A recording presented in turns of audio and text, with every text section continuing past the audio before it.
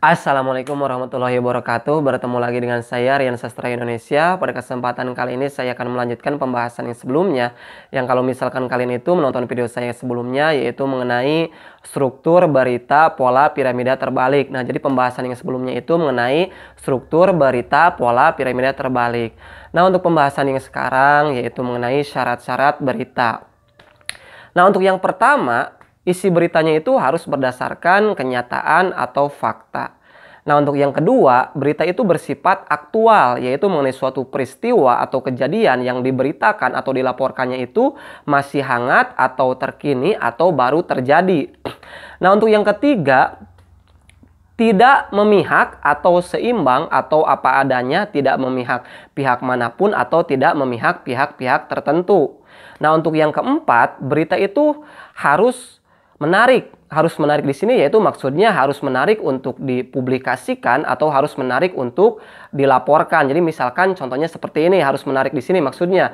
Misalkan contohnya yaitu berita mengenai hasil cuplikan pertandingan sepak bola tadi malam, atau misalkan contohnya yaitu mengenai berita mengenai hasil klasemen MotoGP. Nah, jadi maksud menarik di sini itu salah satu contohnya dia seperti itu. Maksud menarik di sini jadi maksudnya seperti itu. Nah, selain berita itu juga harus menarik, berita itu juga harus mudah dipahami. Nah, selain berita itu juga harus menarik dan berita itu juga harus mudah dipahami, tentunya berita itu juga harus bermanfaat bagi halayak umum atau masyarakat luas. Nah, seperti itu. Nah, untuk yang kelima, berita itu harus lengkap, yaitu harus memenuhi unsur-unsur berita 5W tambah 1H.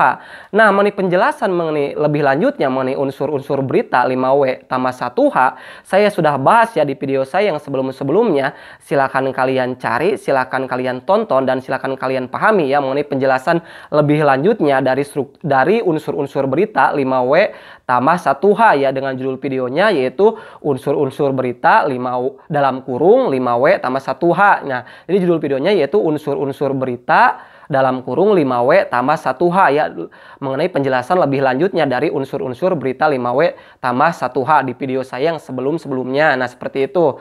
Nah, untuk yang keenam, berita itu harus disampaikan secara sistematis, atau berita itu harus disampaikan secara berurutan dari awal peristiwa atau kejadian sampai akhir peristiwa atau kejadian, harus disampaikan secara berurutan. Nah, seperti secara berurutan sesuai dengan struktur berita. Nah, seperti itu. Nah, mengenai struktur berita saya sudah bahas ya pada pembahasan saya yang sebelumnya ya, mengenai struktur berita pola piramida terbalik. Silahkan kalian cari, silahkan kalian tonton, dan silahkan kalian pahami ya mengenai penjelasan lebih jelasnya mengenai struktur berita pola piramida terbalik ya, dengan judul videonya yaitu struktur berita pola piramida terbalik, yaitu mengenai penjelasan lebih lanjutnya mengenai struktur berita pola piramida terbalik. Nah, jadi seperti itu ya untuk syarat-syarat berita. Oke ya, terima kasih telah menonton channel saya ini. Semoga bermanfaat.